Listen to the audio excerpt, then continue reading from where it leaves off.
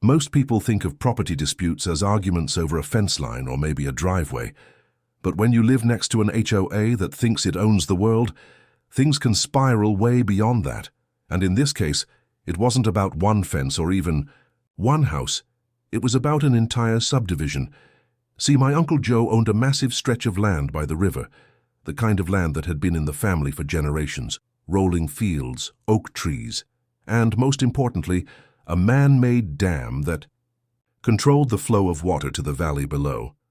That dam wasn't just some decoration, it was the heart of the property, a legal, state-recognized structure that gave him rights over the water levels in the area. But then the HOA came along. Without his permission, without a single piece of paperwork, they started construction. At first, Joe thought it was just some nearby development creeping close to his boundary line. But week after week, the noise grew louder, the trucks kept rolling in, and before he knew it, they were building houses on his land. Not one, not five, but more than 160 homes. When Joe confronted the developers and HOA board members, they brushed him off like a fly.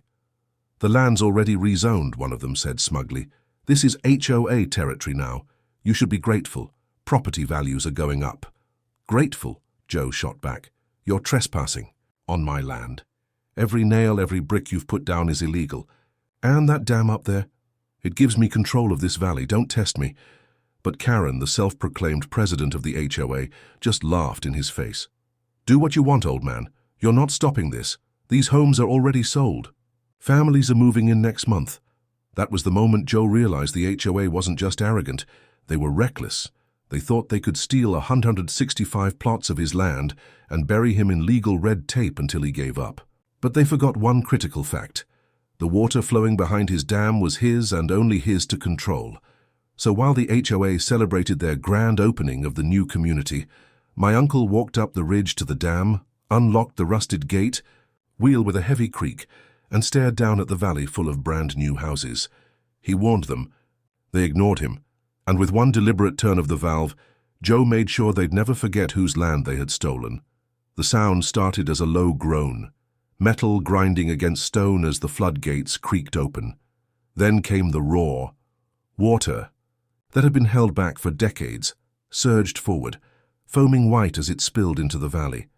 From where Joe stood, it was like watching a wall of liquid fury roll straight toward the neat little rows of houses the HOA had smugly planted on his land. At first, nobody in the subdivision understood what was happening. Children were playing in driveways, parents setting out lawn chairs, construction crews putting finishing touches on decks. But within minutes, ankle-deep water turned into knee-deep torrents, sweeping garden tools and trash bins down the streets. Car alarms went off as vehicles floated sideways. Shouts echoed across the neighborhood and panic set in. Karen, the HOA president, came storming out of her shiny new model home, waving her arms and screaming at workers. Shut it off now! Who let this happen?" she shrieked, as if sheer anger could command the river itself. But everyone knew there was only one man who could open that dam, and there he stood, high on the ridge, arms crossed, watching. His stolen land drowned beneath the water he controlled. By the time emergency vehicles rolled in, chaos had taken over. Families scrambled onto porches and rooftops, clutching pets and personal belongings. Firefighters waded through waist-high water to pull people to safety. The freshly paved streets of Maple Creek Estates, as the HOA had so proudly named. It looked more like canals in Venice. Sheriff's deputies arrived, and Karen was quick to pounce on them.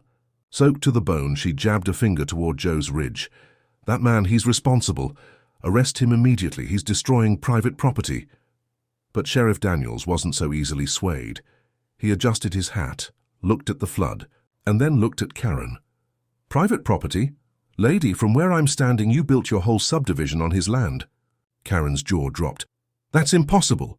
We filed the paperwork. The HOA owns this valley now." Joe's voice boomed down from the ridge. "Show the deed, then. Show one shred of proof that says this isn't my family's land." The sheriff raised a hand to quiet the argument. "Ma'am, I've seen the county records myself. This dam, this valley, this property, it's all his. You and your HOA don't have a legal leg to stand on." The look on Karen's face was pure disbelief. The water swirled around her knees, carrying away the last of her landscaping, and for the first time she realized her empire was crumbling. But Joe wasn't done. He walked down the slope toward the deputies, his boots splashing through runoff. "I warned them," he said evenly. "I told them they were trespassing. I told them to get off my land. They didn't listen. Now every one of those houses is proof of their arrogance." The sheriff gave a slow nod. "And every one of them is going to be evidence in court." The HOA had thought they could bury Joe in paperwork.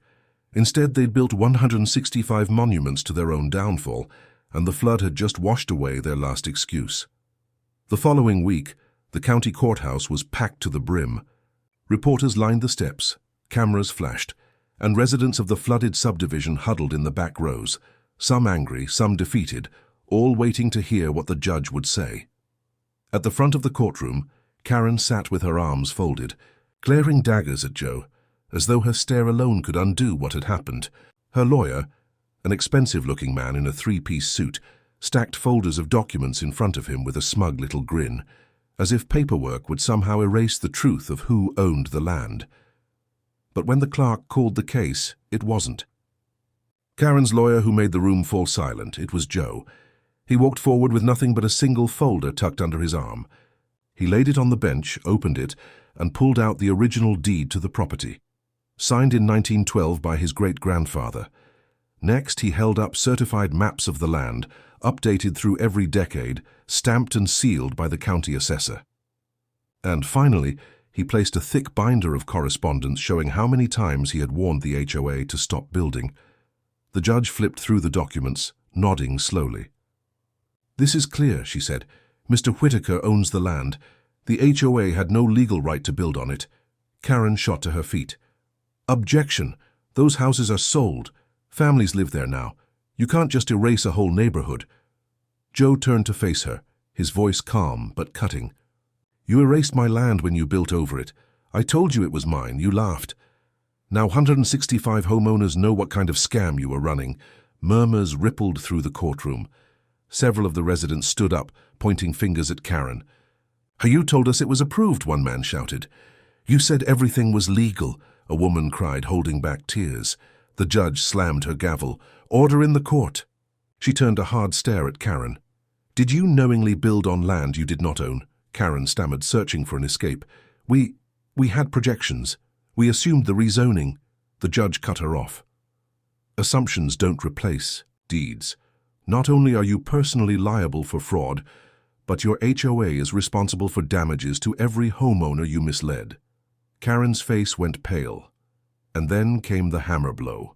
The judge signed an order dissolving the HOA entirely, stripping Karen and her board of any authority, and placing the flooded development into receivership until the mess could be untangled. "Mr. Whitaker," the judge said, "you are entitled to full compensation for trespass and damages. This court recognizes your control of the dam and surrounding property. Use it wisely." As the gavel cracked down, Karen's composure finally broke.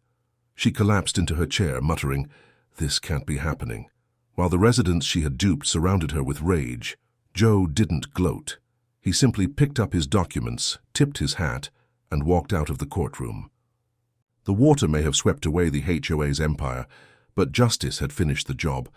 The courthouse victory was only the beginning. Within days, demolition crews arrived at the valley, tearing down what was left of the waterlogged homes. Roofs sagged, drywall crumbled, and entire streets smelled of rot from the flood. Families salvaged what little they could: furniture, photographs, children's toys. But most of it was unsalvageable, and all of them knew exactly who to blame: Karen and her HOA board. Joe didn't revel in their misery. He made it clear to the sheriff and county officials the families were victims just like him. "They didn't know," he said. "They trusted the wrong people. Let's make sure they land on their feet."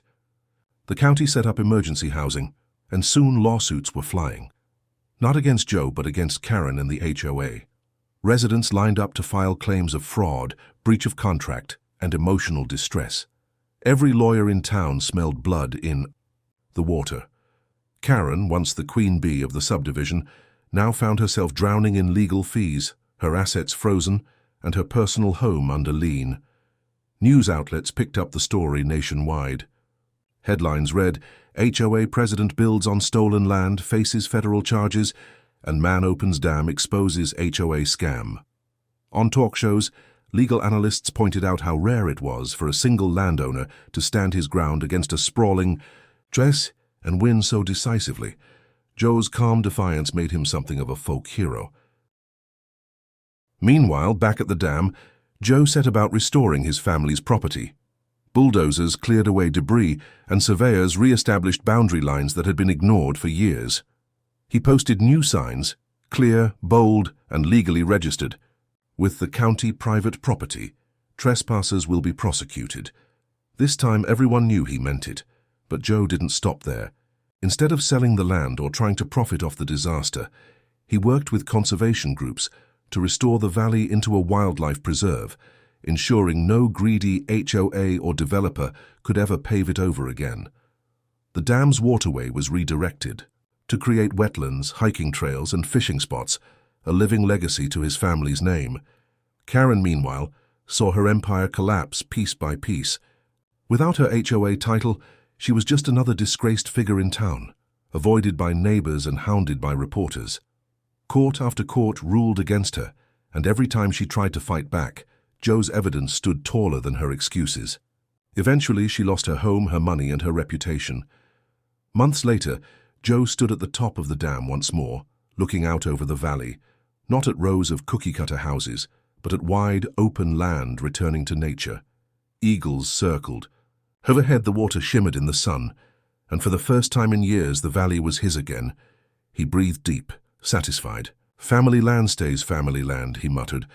For the HOA, arrogance had led to ruin. For Karen, greed had led to disgrace. And for Joe, justice had flowed as surely and powerfully as the river that had reclaimed the valley. If you thought this HOA story was unbelievable, just wait until you hear the next one. Karen's greed didn't just cost her millions, it cost her everything. Subscribe now to HOA Karen Stories and join thousands who love watching HOA bullies finally meet their match. Smash that like button if you believe landowners should always stand their ground. And drop a comment. Justice flows stronger than HOA power, because here, every Karen learns the hard way. You don't mess with the wrong homeowner.